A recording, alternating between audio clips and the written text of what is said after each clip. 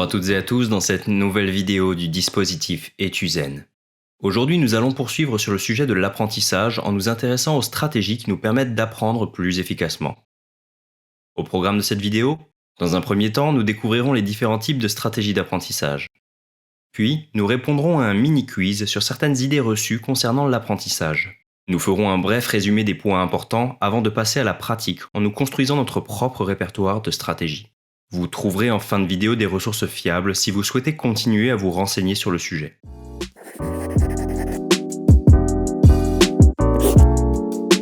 Lorsque nous apprenons, nous mettons en place des stratégies pratiques, aussi appelées stratégies cognitives. Par exemple, nous répétons l'information pour la retenir. Nous la récitons, nous la recopions, nous la lisons et la relisons. Ceci permet de concentrer notre attention. Ce type de stratégie est efficace lors d'apprentissages superficiels, comme dans l'apprentissage d'une poésie. Néanmoins, elles ne permettent pas un apprentissage profond. Dans le cadre d'apprentissages plus profonds, d'autres stratégies cognitives entrent en jeu, comme le fait d'organiser et d'élaborer l'information par exemple. Lorsque nous regroupons ou sélectionnons les idées principales du cours, lorsque nous les structurons, lorsque nous faisons des schémas ou lorsque nous résumons les informations à notre manière. Ces stratégies permettent de créer du sens et davantage de liens entre les concepts. L'apprentissage est par conséquent plus profond. Au final, les stratégies permettant un apprentissage profond ne sont pas nécessairement meilleures que celles permettant un apprentissage plus superficiel. Il suffit simplement de bien comprendre à quel moment utiliser les unes ou les autres. Pour illustrer ces techniques, regardons ensemble ce témoignage d'une étudiante de la faculté de Nîmes, dans lequel elle explique les stratégies qu'elle emploie pour mieux comprendre son cours. C'est vraiment écrire des questions sur le côté de mes notes. Et je me teste en fait en cachant mes notes et en essayant d'y répondre aux questions. Je fais ça parfois aussi à plusieurs avec des amis en général avant les partiels. On se retrouve et on se pose nos questions aux uns et aux autres. Et au final, c'est ce qui fonctionne le plus pour nous. L'apprentissage ne se fait pas de manière hasardeuse. Au contraire, nous utilisons différentes méthodes ou stratégies pour apprendre, et ce de manière volontaire ou non volontaire. Comme nous l'avons vu dans la vidéo précédente, il est important pour nous d'évaluer notre pratique. Et pour cela, nous avons les stratégies métacognitives. Alors oui, métacognitives. Ce sont des stratégies qui visent à réfléchir à nos activités cognitives. Par exemple, ce que je suis en train de faire pour apprendre est-il réellement efficace ? Ces stratégies vont intervenir avant l'apprentissage, mais aussi pendant et après.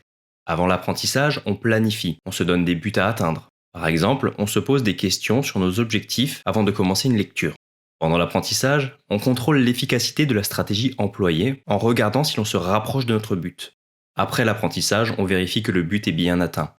On identifie les points positifs et négatifs des différentes stratégies que l'on a utilisées et on s'adapte en sélectionnant les meilleures pour nous dans une situation donnée.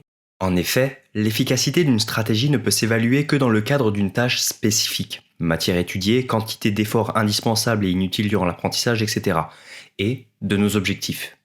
Ainsi, une stratégie peut être efficace pour une matière donnée, mais pas pour une autre. Si l'apprentissage n'est pas optimal, il nous faudra ajuster, voire changer nos stratégies, changer nos objectifs ou encore rechercher de l'aide.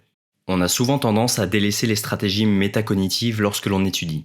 On apprend sans réellement se poser de questions sur notre manière d'apprendre. Pourtant, il est important pour un meilleur apprentissage d'auto-évaluer régulièrement notre activité, de comparer notre pratique avec celle des autres et d'évaluer celle qui est la plus efficace pour nous sur une tâche donnée. Il est également important d'évaluer régulièrement notre compréhension des notions au cours de notre étude. Est-ce que je peux expliquer tel concept ? Est-ce que je peux résumer cette notion ? Est-ce que je peux faire des liens avec des choses que j'ai déjà vues ? Face à un exercice, est-ce que je peux déterminer sur quoi porte le problème ? Qu'est-ce que je n'ai pas fait correctement ? Enfin, il est nécessaire de réguler notre activité. Il ne faut pas hésiter à rechercher de l'aide quand nous en avons besoin, auprès d'une source fiable, des enseignants, des tuteurs, des collègues, Internet, etc. Souvent, on a tendance à éviter de rechercher de l'aide parce qu'on veut essayer de résoudre les problèmes par nous-mêmes. Ou alors, nous pensons que demander de l'aide serait synonyme d'échec. Mettons fin à ces idées reçues. Les étudiants qui réussissent le mieux sont ceux qui demandent le plus d'aide.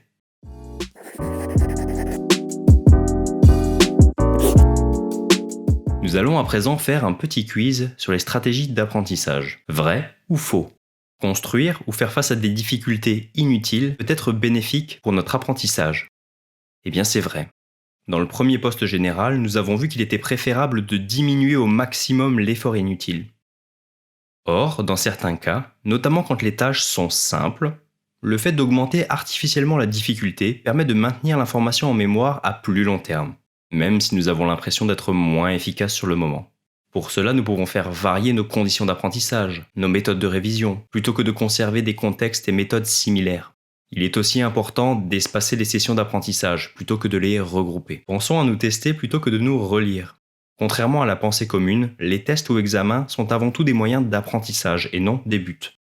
Enfin, essayons de chercher la solution par nous-mêmes, plutôt que de regarder directement le corrigé. Demander de l'aide, c'est échouer. Eh bien, c'est faux. Les étudiants qui réussissent le mieux sont ceux qui demandent le plus d'aide. N'hésitons pas à rechercher de l'aide auprès de sources fiables. Relire le cours est plus efficace que de se tester. Encore une fois, c'est faux. Attention, on a souvent tendance à croire l'inverse, mais se tester via des exercices, des questions qu'on se pose soi-même, etc., demande plus d'efforts, mais est plus efficace, surtout sur le long terme. Se tromper ou faire des erreurs ne signifie pas échouer.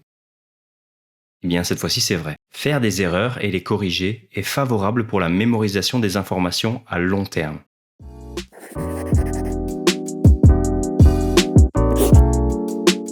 Finalement, on voit bien que l'apprentissage, ça n'est pas seulement répéter des informations à voix haute jusqu'à ce qu'elles nous rentrent dans le crâne.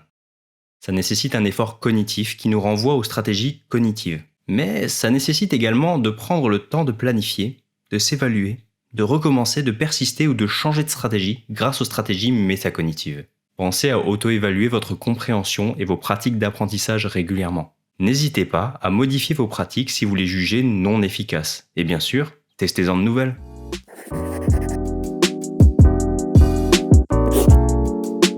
Aujourd'hui, nous allons commencer à nous construire notre répertoire de stratégies d'apprentissage. Bien sûr, nous en appliquons déjà, que ce soit de manière consciente ou non. L'objectif à présent va être de les identifier et également d'identifier les nouvelles stratégies qui pourraient nous être utiles. Vous trouverez en description de cette vidéo un lien vers un document regroupant les stratégies les plus communes. Je vous invite à télécharger ce document. Pour commencer, focalisez-vous sur une matière en particulier. En vous aidant du document, commencez à lister toutes les stratégies que vous utilisez déjà pour cette matière. Ensuite, prenez le temps de réfléchir à chacune de ces stratégies, en vous demandant si votre utilisation est optimale. Puis, demandez-vous quelles autres stratégies vous pourriez utiliser à la place ou en complément. N'hésitez pas à sélectionner des stratégies que vous n'avez jamais essayées. De cette manière, vous vous constituerez petit à petit un répertoire de stratégies efficaces pour une matière donnée. Il ne vous reste plus qu'à les appliquer et à évaluer leur efficacité. Vous pouvez répéter ces opérations autant de fois que nécessaire, jusqu'à ce que vous trouviez les stratégies qui vous conviennent le mieux.